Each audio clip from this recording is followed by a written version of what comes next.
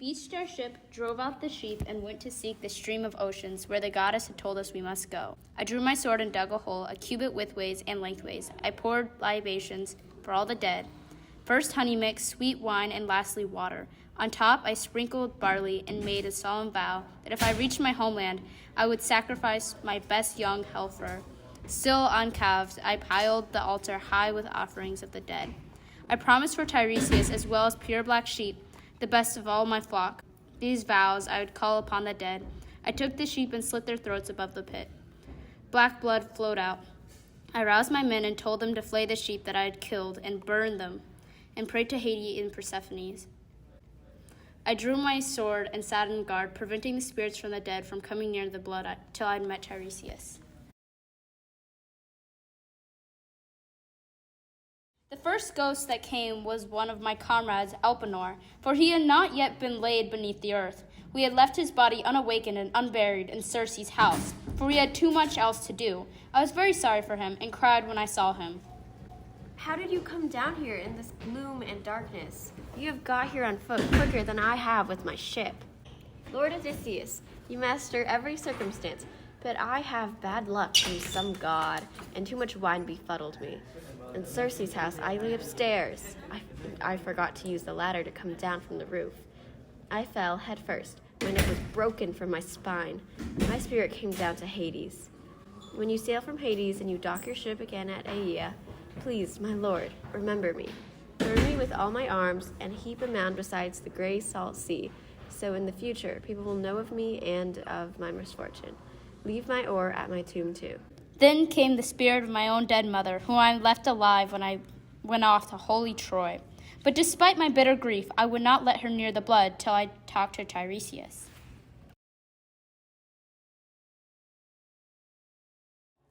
Odysseus, adept survivor, why did you abandon the sun, poor man, to see the dead, and this place without joy? Hold your sharp sword so that I may drink the blood and speak to you. I think Poseidon will not cease to feel incensed because you blinded his dear son. You have to suffer, but you can get home, if you control your urges and your men. Go towards the island of Trinicia. There you will find grazing cows and fine sheep, all belonging to the sun god. Leave them be, and you still have a chance to get to Ithaca. If you hurt them, I foresee disaster for both your ship and your men. If you yourself escape, you will come home late and exhausted, and find suitors courting your wife with gifts. You will match their violence and kill them all, inside your halls, through tricks or in the open with sharp bronze weapons. Then you have to go away and take an oar to people with no knowledge of the sea. When you meet a traveler who calls the things you carry on your back a winnowing fan, then fix that oar on the earth and make fine sacrifices to Poseidon, a bull and a stud boar. Then you will go home and offer holy hecatombs to all the gods in heaven, each in order. Gentle death will come to you far from the sea. Of comfortable old age, your people will flourishing. So it will be. I hope the gods have spun out this fate for me, but tell me the truth. I saw my mother's spirit sitting in silence near the blood, refusing to even talk to me or meet my eyes. How can I make her recognize that it is me? Whenever you allow one of these spirits near the blood, it will be able to speak the truth to you. As soon as you push them away, they have to leave again.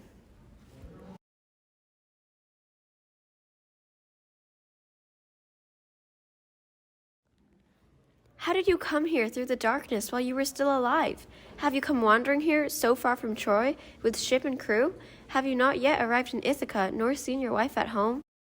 I was forced to come to Hades to consult the prophet spirit Tiresias. I have not yet come near Greece, nor reached my own home country. But tell me, how was the sad death brought upon you? Tell me about my father and son I left behind. And tell me of what my wife was thinking and her plans. Does she stay with our son and focus on his care? Or have the best of our Ireans married her? She stays firm. Her heart is strong. She is still in your house, and all her nights are passed in misery, and days in tears. But no one has usurped your throne. Telemachus still tends to the whole estate unharmed, and he is always asked to council meetings. Your father stays out in the countryside. He will not come to town. He lies there grieving, full of sorrow, longing for your return. And that is why I met my fate and died. It was missing you, Odysseus, my sunshine, your sharp mind and your kind heart. That took sweet life from me. Then in my heart I want to embrace the spirit of my mother. She was dead, and I did not know how. 3 times I tried longing to touch her, but 3 times her ghost flew from my arms like a shadow or dream. Sharp pain pierced deeper in me as I cried, "No, Mother, why did you not stay for me? Let me hold you, even here in Hades. Let us wrap our loving arms around each other and find frigid comfort in the shared tears.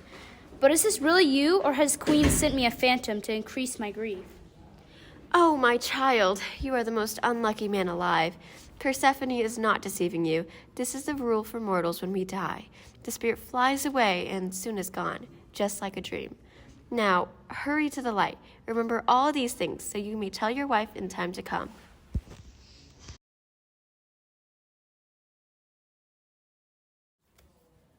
Phaeacians, look at him. He is my special guest, but all of you must share in our rank as lords. So do not send him away too fast. And when he leaves, you must be generous. He is in need, and you are rich in treasure, through the will of the gods. Our wise queen has hit the mark. Do as she says. But first, Alclinius must speak and act. Let it be as she has spoken, as long as I am the ruler of this nation of seafarers. I know our guest is keen to go back home, but let him stay till morning. I will give him all his presents then. I will help the most, since I hold the most power here. If you urge me to stay here for a year before you give me parting gifts and send me on my way, I would be happy. It would be far better to reach my own dear home with hands full of treasure. Odysseus, when I look at you, I know you are unique. You sounded like a skillful poet, telling the sufferings of all the Greeks, including what you endured yourself. The night is long. It is not time to sleep yet. Tell me more. I would keep listening until daybreak if you kept on telling me the dangers you have passed. King, there is time for many tales, but as time for sleep. I will tell some more distressing ones about my friends who managed to escape the shrieks and battle din at Troy, but perished later, killed in his own home with an evil wife. Agamemnon came in sorrow with the rest who met their fate, and with him inside Aegisthus' house. He recognized me, and he had drunk the blood. He wept out loud and tearfully reached out his hands towards me. Desperate to touch, I wept, and my heart pitied him. "Lord of men, King Agamemnon, how did you die? What bad luck has brought you down?" It was Aegisthus who planned my death and murdered me, with help from my own wife. I heard the desperate voice of Priam's daughter, poor Cassandra, who the deceitful Clytemnestra killed beside me. As I lay dying, struck through by the sword, I tried to lift my arms up from the ground. That she-dog turned away. I went to Hades. That woman formed a plot to murder me. Her husband! When I got back home, I thought I would be welcomed, at least by my slaves and my children. She has such an evil mind that she has poured down shame on her own head and on all other women, even good ones. Never treat your wife too well. Do not let her know everything you know. Tell her some things, hide others. But your wife will not kill you, Odysseus. Your bride was very young when we went off to war. She had a baby, who must be a man by now. He will be glad when you come home, and he will throw his arms around his father. I have a final piece of sound advice for you. Take heed of it. When you arrive in your own land, do not anchor your ship in full view. Move in secret. There is no trusting woman any longer. But have you any news about my son? Is he alive? Surely my fine son Orestes is not dead. Why ask me this? I do not even know whether he is alive or dead. It is pointless to talk of hypotheticals. Both of us wept profusely, grieving over the words we spoke. Then came the spirits of Achilles, and Patroclus, and Antilochus, and Ajax, who was the handsomest of all the Greeks, next to only Achilles the sprinter. And Achilles recognized me and spoke in tears. Odysseus, you fox, how could you bear to come down to Hades? Numb dead people live here, the shades of poor exhausted mortals. Achilles, greatest of the Greek heroes, I came down here to meet Tiresias for advance to my return to Ithaca. I have not yet even returned to my homeland, and I have bad luck, but no one's luck was even better than yours, nor will ever be. We Greeks respect you as we do gods, and now that you are here and you have great power amongst the dead, Achilles, you should not be bitter about your death. Odysseus, you must not come for me for death. I would prefer to be a workman of a poor man on a peasant farm than rule as king of the dead. But tell me about my son. Do you have news? Now I am not here to help, as in Troy when I was killing the best Trojans to help the Greeks. If If I could go for even a little while up to my father's house, I would make those who hurt and disrespect him wish my hands were not invincible. I have no news to tell you about your father, but I can tell you about your son, Neoptolemus. I brought him to strategize about Troy, and he always spoke first. When we fought at Troy, he never paused. He was always fearless, running forwards and slaughtering enormous numbers in clash of war. When we were preparing to climb inside the wooden horse, the other Greek commanders were in tears. Their legs were shaking. Not your handsome boy. I never saw his face grow pale. He had no tears to wipe away. Inside the horse, he begged me to allow him to jump out. He gripped his sword hilt and a heavy spear, so desperate to go hurt the Trojans. At last, we had sacked the lofty city of Pyrrha. He embarked and weighed down the spoils. After I told him this, Achilles' ghost took great swift-footed strides across the fields of Asphodel, delighted to have heard the glorious prowess of his son. Other dead souls were gathering, all sad. Each told the story of his sorrow. I saw a phantom of great Heracles.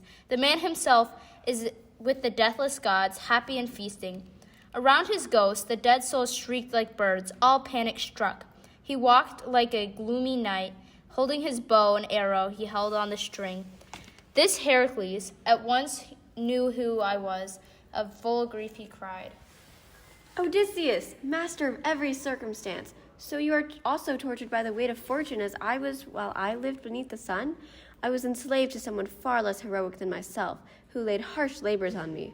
Once he sent me here to bring back Cerberus, since he could think of no worse task for me. I brought the dog up out of Hades with the help of Hermes and flashing-eyed Athena. He went back to Hades' house. I stayed in case more heroes who died in ancient times should come to know me. No one showed up. So then I hurried back and told my men to climb on board the ship and loose the cables. They did so and sat down along the benches. The current bore the ship down the river ocean, first with the help of oars and then the fair wind.